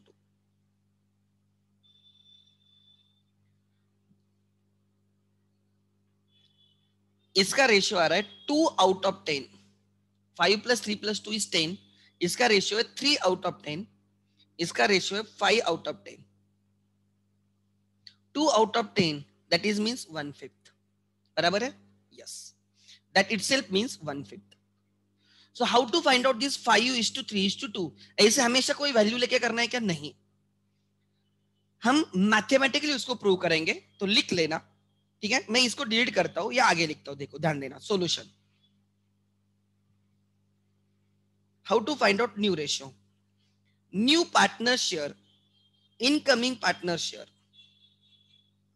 Incoming partner, admission में इनकमिंग, रिटायरमेंट एंड डेथ में आउटगोइंग, बाहर जा रहा है, outgoing, right, incoming, calling, incoming, outgoing, वैसे ही पार्टनर, इनकमिंग पार्टनर शेयर, उसका कितना शेयर रहेगा? 1/5। देयरफॉर रिमेनिंग शेयर, उसको 1/5 देने के बाद कितना बचेगा? मतलब 5 पार्ट बनेंगे, उसमें से एक उसको देंगे तो 4 बचेंगे। 4 out of 5 remaining share, 1 minus 1/5, 4/5। कितना? 4/5। And this 4/5, the remaining profits will be shared by old partners in their old ratio. A and B will share the remaining profit, remaining share in their old ratio. So 4/5 will be shared by them in their 5:3, 5/8 and 3/8 ratio. So A का share रहेगा 20/40, B का share रहेगा 12/40। इसको ही मैं लिख सकता हूं, इसको ही मैं लिख सकता हूं 10 बाय, सॉरी, मैं इसको 5/10, इसको लिख सकता हूं 3/10। So what is the new ratio? ABC, right? 5/10, 3/10, and can I write 1/5 को 2/10, 2/10? Therefore their new ratio is 5:3:2। लिखो यहां से, ठीक से लिखना, और हर क्वेश्चन में निकालना ही है। This is mandatory, her question में निकालना है। आगे make it fast.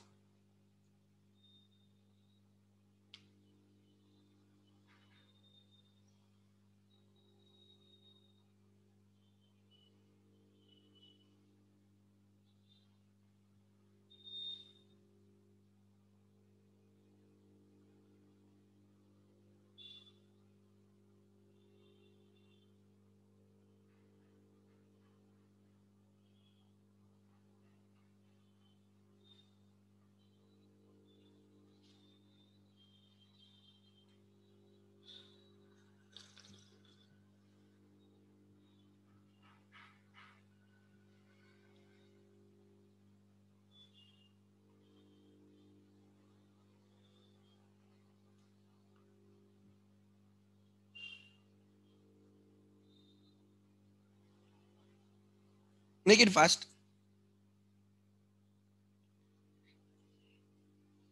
And let me show you that new wave of, even I was surprised, कुछ ऐसे भी निकालते हैं।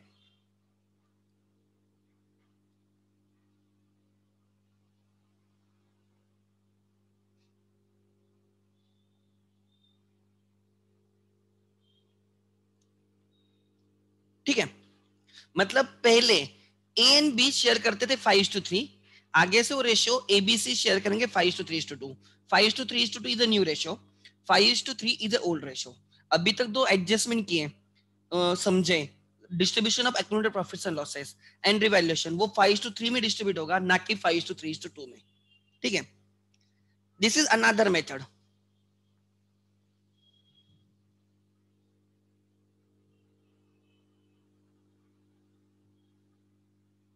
ठीक है, ठीक है, A and B admit C for 1/5 शेयर। वो क्या करते हैं, ए एंड बी का रेशियो क्या था? 5:3। कुछ अलग है, गलत हुआ तो मुझे माफ करना, बिकॉज मैंने उसमें के पीएचडी नहीं किया है। बट ऐसे लोग करते हैं, क्या करते हैं ध्यान देना। सी का शेयर पहले लिखा जाएगा, ठीक है, क्या करते ध्यान देना, 5 - 1, इन दोनों का 5 - 1 इज 4। ठीक है, सी का जो शेयर है ना 5 - 1, मैं ट्राई कर रहा हूं, मैं पहले बोल रहा हूं। नाउ इस 3 को, सॉरी 5 - 1, ये 4 है ना, तो इस 4 को ध्यान देना, यहां पे मल्टीप्लाई बाय करेंगे और यहां पे मल्टीप्लाई बाय करेंगे, कुछ तो अलग है. सो 4 मल्टीप्लाई बाय 5, 4 मल्टीप्लाई बाय 3, तो ये कितना आ गया 20, ये कितना आ गया 12. ठीक है. देन इन दोनों की सम 5 plus 3 multiply by, right, multiply by 1 is 8.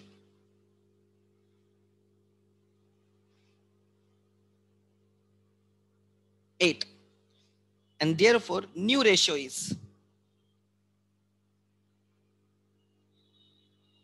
इनका क्या रेशियो है 12:20:12, मतलब 5:3, राइट, 5:3. लेट मी चेक उसने क्या किया 2. ओके ये समझा मुझे 2 + 3,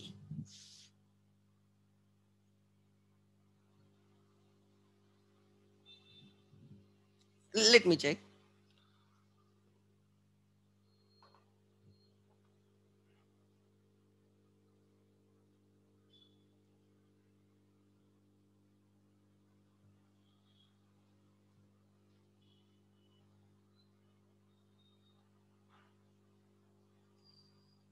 ये तो समझा मुझे, ये क्या किया, ये मुझे मैंने मंगवाया तुम लोगों के लिए कि ऐसे भी कुछ करते हैं लोग. Let me check.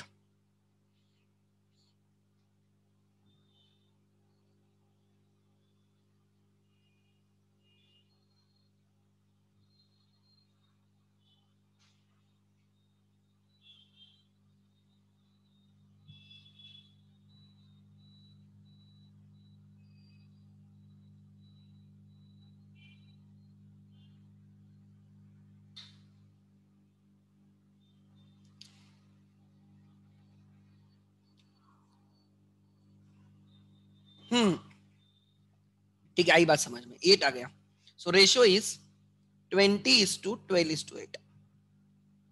Ratio is 20:12:8, मतलब कितना रे, किससे डिवाइड होगा 5 4 4 5 जा 4 3 जा 2, आ गया क्या, हाँ आ गया देखो. नहीं ऐसे, ये मुझे एक स्टूडेंट ने फाउंडेशन जो 12th में कहाँ पे बाहर था, पुणे के बाहर, उसने मुझे बोला सर हम लोग ऐसे करते, तो इवन आई वाज सरप्राइज्ड. उन्होंने क्या किया देखो 5:3 लिया, दिस इज 1/5, तो उन्होंने पहले इन दोनों का सब्सट्रैक्शन किया, तो ये आ गया 4. ठीक है, फिर इस 4 को यहाँ पे मल्टीप्लाई बाय किया और यहाँ पे मल्टीप्लाई बाय किया. सो 4 मल्टीप्लाई बाय 20, तो 20 लिख दिया. 4 मल्टीप्लाई बाय 3 12 लिख दिया. और फिर क्या किया 5 पहले का शेयर लिखने का प्लस, राइट,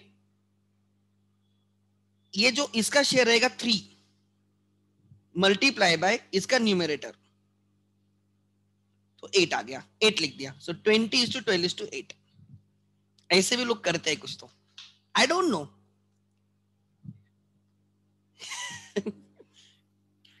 5 - 1 क्यों नहीं, ही क्यों, अरे मुझे नहीं पता, मैं तुम्हें बोलता हूँ ना, मैं नहीं फर्स्ट टाइम सीखा है ऐसे कुछ, ऐसे भी लोग करते हैं. अरे मैंने बोला ना, देखो मेरे मोबाइल में आई हैव दैट क्वेश्चन, मेरे मोबाइल में मैंने देखा उन्होंने कैसे किया. देखते हैं ना, नेक्स्ट एग्जांपल लिखो, चलो example, that is last example for the day. Example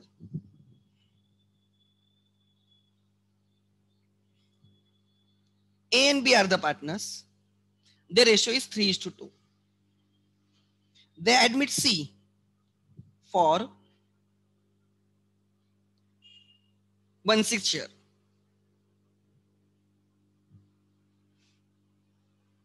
सी को बोलेंगे तू 1/6 ले ले, बाकी हम दोनों का है. सी को क्या बोलेंगे तू 1/6 ले ले, तो 5/6 जो बचेगा वो हम दोनों का है. So new partner share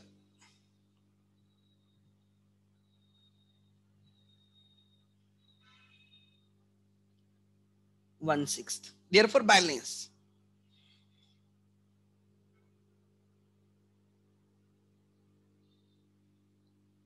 share is 1 minus 1/6 is 5/6. ये जो बैलेंस शेयर रहेगा वो कौन लेगा? अभी बैलेंस शेयर किसका रहेगा? सी को दिया 1/6, ये किसका रहेगा? ए एंड बी का. The remaining share will be shared by old partners in the old ratio. Balance share will be shared by old partners in old ratio. So ये 5/6 जो बच्चा है ए एंड बी उनके ओल्ड रेशियो में लेंगे, which is 3:2. 3/5, 2/5, उन दोनों में उनके रेशियो में बांट लेंगे. So this is 3/6, this is 2/6. 5 cancel होगा. Therefore ABC.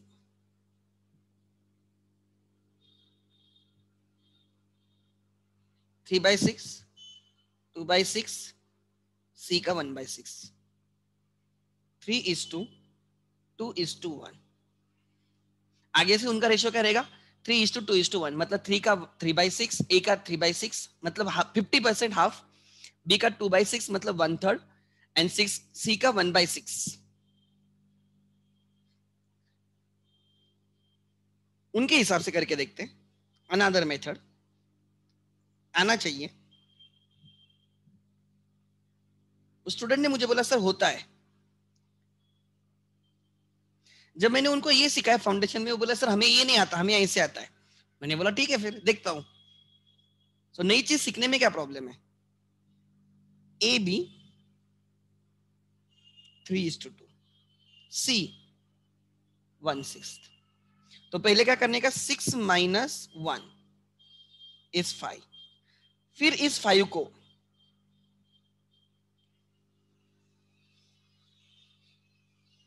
बराबर ना, फिर इस 5 को मल्टीप्लाई बाय करना है यहां पे. सो ए का शेयर रहेगा 5 मल्टीप्लाई बाय 3, 15. बी का शेयर रहेगा 5 मल्टीप्लाई बाय 2, 10. बराबर. सी का शेयर रहेगा, सी के शेयर के टाइम क्या करना? 3, ए का शेयर प्लस बी का शेयर मल्टीप्लाई बाय इसका न्यूमरेटर 1, 5. तो तीनों को साथ में लिखो. 15:10:5. हो रहा है यार, हो रहा है. आपको जैसे करना है करो, मुझे फर्क नहीं पड़ रहा. ठीक है. सेकंड मेथड वो बोली सर जल्दी होता है. उसने बोला था एक बार, समझ में आ गया ना सर, जल्दी होता है. नगर के बच्चे थे, उन लोगों ने मुझे ये बोला कि सर हम ऐसे करते.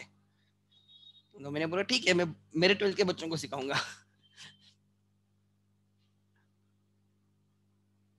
सी वाला बताओ. अरे सी के टाइम क्या करने का? ए का share plus B multiply by इसका न्यूमरेटर लेने का. इधर जो माइनस हुआ ना उससे मल्टीप्लाई बाय करने का. ऐसे समझो चाहिए. तो अब ऐसे क्यों मुझे भी नहीं पता. Ask my ma'am, she may help you out इस मेथड के लिए, उनको अगर पता होगा तो. I don't know. 3:2:1. ठीक है. सो आज हमने ऑलमोस्ट, मैं बोल रहा हूं, हमारे डिस्कशन का 40% कंप्लीट किया है. नेक्स्ट लेक्चर में हम बाकी भी कंप्लीट करेंगे, सो दैट उसके नेक्स्ट लेक्चर से we will start solving the problems. ठीक है. Some different method, unique method, कोई प्रॉब्लम नहीं ना. ठीक है. आगे जो भी नए बच्चे हैं जो बहुत दिनों के बाद आए, आई वेलकम देम. अच्छा हुआ आप लोग पूरा राइट एकदम क्या बोलते हैं, फ्रेश होके आए हो. राइट. तो लेक्चर डेली करना जो भी होते हैं please. I will share the notes. Yes. Thank you.